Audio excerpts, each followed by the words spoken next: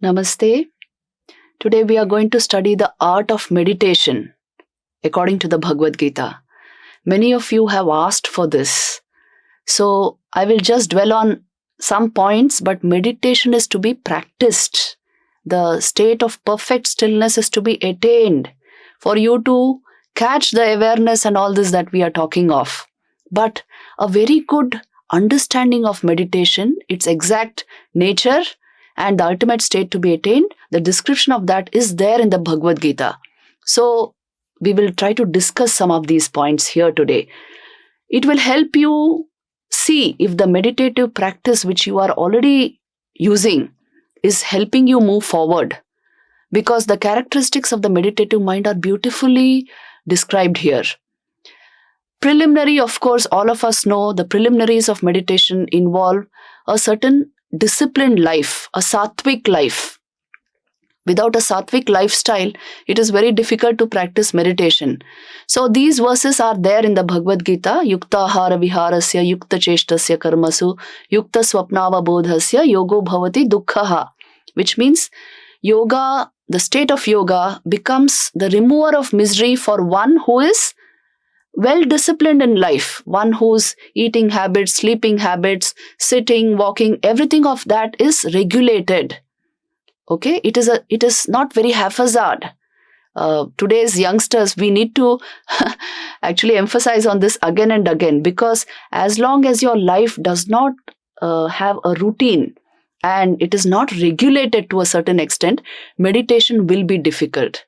So these verses tell us that yoga or meditation will destroy your sorrow if you have this initial requirement, a well-regulated life. Then let us go a little into the state itself. See, Lord Krishna says, Yogi yunjita satatam atmanam rahasi sthitaha ekaki yata chittatma nirashira parigraha. This verse also tells you the importance of what is required for attaining the state of yoga. Yogi yunjita satatam, the yogi is in deep contact with his unchanging inner being. Atmanam rahasi sthitaha. His very characteristic is he is established in the self. Why the emphasis on this state again and again? See, the normal nature of our mind is, it is turned outward. It is searching for objects in the outer world. The senses, that is why they are so active and moving outward constantly. You see, a whole lot of things are happening right in your body, but your mind does not perceive it in any way. Please check this out and see. Your senses and mind, they are deaf to the flow of blood in your body, to the beating of your heart. You know, it's only the stethoscope which tells you how your heart is thumping within yourself. But your senses are close to that sound. Your mind is close to that sound. Why is this? Because the nature of the senses is it perceives what is outside your system. Your mind rushes out constantly. So the yogi has learned to turn both these faculties inward, his senses and his mind, and establish them in their source, the source of the mind, which is nothing but thoughts, is consciousness, the self, pure consciousness. That is your unchanging real identity. So he has learned to establish the intellect in that. One who does that, he is called the yogi. And so he is ekaki. He loves to be by himself. Not that he requires company, not that he has a social self, always. By himself, he is supremely happy. He loves to be alone. Because aloneness is not loneliness. When you are established in the self, you love to be alone because you live in full awareness deep within yourself. And in fact, engagement of mind in external things may be difficult for him. So this nature of the yogi is being described here. Ekaki yata chittatma nirashira parigraha. His mind and his senses have withdrawn from mere sense objects. That's why he is nirashi. He is not chasing objects. And aparigraha. He is not wanting to acquire this and that. His very nature is he is deeply calm, composed within himself, turned inward, and able to maintain a very stable intelligence within himself. His intellect is not clouded and not moving rapidly outward. No, it is very calm, very stable, and it is inward turned. So because he is deeply aware, he hardly needs anything to be happy. When awareness is in full bloom within you, your vital energy itself will keep you happy. You don't require an object to keep you happy. A state of perpetual gladness prevails in the mind. So it has no cause, it has no need for an object. This state has really, you have to taste it to understand it. That is why Vivekananda used to say, meditation is the highest state of existence. The mind meditating, this is the highest thing possible to the mind. And one who has touched that, got that experience even once, the very standard, the quality of your life will get raised. Because now you know that there are higher aspects to the human life. So it is so very important. It is the sanest state of existence, meditation. And one who has not practiced and touched this stillness, he is bound to be dashing around here and there. His mind is bound to be overactive. And this is what creates stress and illness in us. The mind has not touched its source. You see, if it's like not having a home, not being in touch with the stillness within you is equivalent to not having a home. When you don't have a home, you don't know where to turn to, where to go. So also the mind will not know where to turn to and where to go if you have not touched this stillness. That is why meditation is so very important in life. So the method of meditation also is beautifully described here. I would like to go a bit into this. See, the verses go like this. Shuchau deshe pratisthapya sthiramasana atmanaha nati uchritam nati nicham chailajina kushottaram. This is chapter 6 of the Bhagwat Geeta, which is especially on Dhyana Yoga, the path of yoga through meditation, attaining yoga or connection with the self through meditation. So what is the requirement? Shuchau deshe pratisthapya. In a clean, pure place, you must place your asan. Preliminaries, first thing, you place your asan. Pratisthapya sthiramasanam atmanaha. The asan should be immovable. In the sense, it is constant. It is not to be, once you sit in a particular asan, you should not change positions. You must become still and learn to establish yourself in the Atman. And it should not be very high, it should not be very low, it should be on even ground. And Chailajana Kushottaram, which means in those days, you see, they would use animal skin and then cloth, and underneath they would even use a straw mat or something like that. So today we have very ready-made asanas. Whatever you use, it is to do with a lot of vibrational energy also. You use an asana which makes you very stable and in which you can sit for a long time. Then tatraikagram mana kritva yata chittendriya kriyaha upavishyasane yunjad yogamatma vishuddhaye. There you sit and concentrate your mind and control the activities of the senses and the nature of the mind to rush outward through whatever kriya you practice. Upavishyasane yunjad, learn to touch the state of yoga in this state. And this will supremely purify you also. The state of yoga is supremely purifying because it is taking you to your source. If yoga, the practice of meditation is creating some form of stress in you, at once you must see what is going wrong. Because the very nature of meditation is it is deeply calming. It regulates you, it tones up the body-mind complex completely. It refreshes you completely. So this should be the experience. Then samam kaya shiro grivam dharayan achalam sthiraha sampreksha nasikagram swam dishaschan avalokarayan, which means keep your neck, head and body erect. You can sit in the cross-legged posture, the Padmasana, but keep your back erect, the neck erect, the head erect, because your spinal cord should remain erect. This is a requirement for meditation, because you alone have the capacity to direct your vital energies upward. No animal can do that, because no animal can be perfectly erect like this for a long period of time. So this is, you're capitalizing on this special capability of the human being for yogic practice.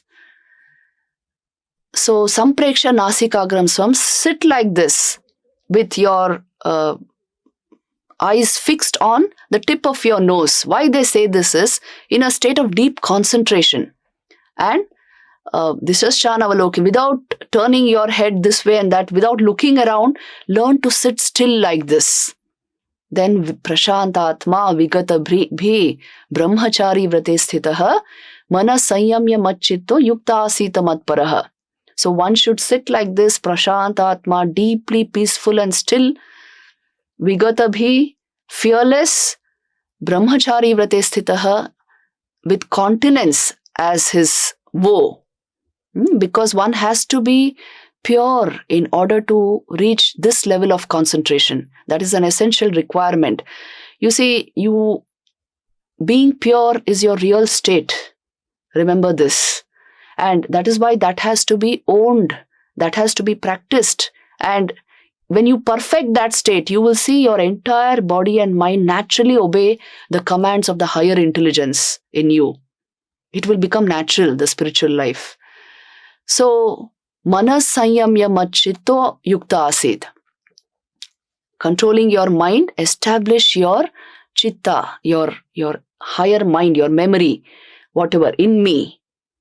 Establish it in me and remain absorbed in me. And then you see, you have the beautiful definition of yoga itself in this 6th chapter. Yada viniyatam chittam atmanyevavatisthate nispriha sarva kamebhyo yukta ityuchyate tada. When the well-controlled mind, yada viniyatam chittam atmanyevavatisthate, is established in the self, it does not wander about anymore. It has found its source. You have found your home. You have found pure awareness, which is the essential core of your being. That's the real you. Your mind has dissolved into that. Nispriha, you will remain untouched by everything then. And desire will naturally not come into your mind. This desire to run outward will be completely stalled. Nispriha sarva kamebhyo. All desires get dissolved there. And yukta iti uchyate tada. Then you are supposed to have attained the state of the yukta. The one who has touched his source, is in deep connection with the source, the yogi. You have attained that state. So you see, what a beautiful description of the very last point of human evolution. When you reach the state of perfect inner contentment and peace and full awareness, that is yoga. And you are capable of it. In fact, that is the goal of your life. Even if you get a glimpse of this, even if you get it once in life, it will turn your life around forever. Because then you know what you are capable of, and the highest reaches of awareness and consciousness will open up to you. And simultaneously you will understand awareness and happiness are in correspondence. They are deeply related to each other. In fact, happiness is nothing but an exponential function of your awareness. So then you will strive at becoming more and more aware from within, more and more conscious from within. That is yoga. That is yoga. So it is an entire scheme, a way, a path, a technology to unfold the highest awareness, to lead you back to your true being. You have strayed away, yoga leads you back to that. So you see how beautiful these verses in the Bhagwat Geeta are. And not that you will at once get established there and then it's all done. Again and again the mind will race out. This also is there in the Bhagwat Geeta. So whenever the mind is not stable within, you must slowly bring it back. Shanai Shanai Uparamed. Buddhya Dhriti Grihitaya Atma Samstham Mana Kritva Na Kinchidapi Chintayet. Slowly and slowly bring the mind back into the self, he's saying. Buddhya Dhriti Grihitaya. Your intellect, along with your dhriti, which means the higher will, you must bring your intellect to rest in the self. And Atmanyeva Atma Samsthanam Mana Kritva Na Kinchidapi Chintayet. Establishing it in the self, let go of the thought currents of the mind. Yoga is essentially stalling the thought processes of your mind. To what effect? So that the higher awareness, which is the foundation of the mind, gets unraveled by itself. So that is why this is, you see, the preliminary condition. Don't think of anything. Don't be carried away by your thought currents. So these are all very important points for us to understand how to achieve the actual process of meditation. Learn to sit with full stillness and awareness, and then you will bring about the same state in your actions also. If this has not been attained in the state of meditation, it is difficult to remain in this state of inner awareness during your actions.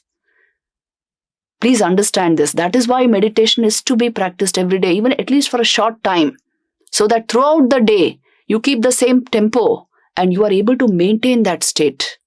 Because most of your time will be given in work, isn't it? In the workplace, with your family.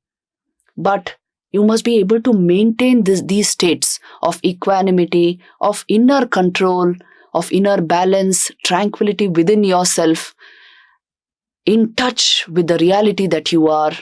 Then you will be able to function like a mature individual in this world. So this is the deep message. And a very beautiful illustration of this also has been given in one of the verses. Yatha deepo nivatastho nengate sopama smrita yogino yathachittasya yunjato yogamatmanaha. Just like a lamp, the flame of a lamp in a windless place. How it would be? It's unflickering. It is steady and constant. So also is the mind of the yogi, which has touched the self through the process of yoga. See what a beautiful expression of the highest state of existence, meditation. It is like an unflickering flame of light in a windless place. So also the mind is steadily in touch with the self. It becomes fully aware. It is the touch of Brahman within you. So, because Brahman is consciousness itself, your mind becomes fully conscious, deeply conscious. And that state is so refreshing. It gives you so much happiness that you will understand that meditation is indeed the greatest achievement of life. Meditation is indeed the culmination of human evolution. The ability of the human being to become divine. That is the actual whole purpose of human evolution. And that is what we should aim at.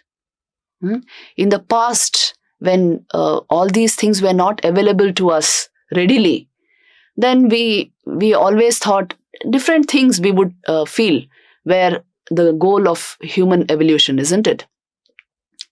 Many times it would be conquests.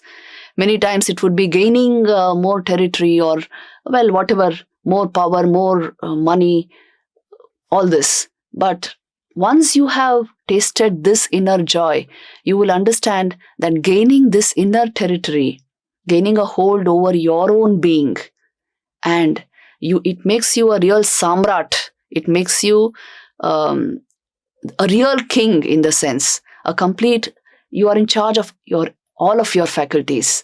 So this is a characteristic of Indian culture, that it would say the real samrat is the swarat, one who's in charge of himself.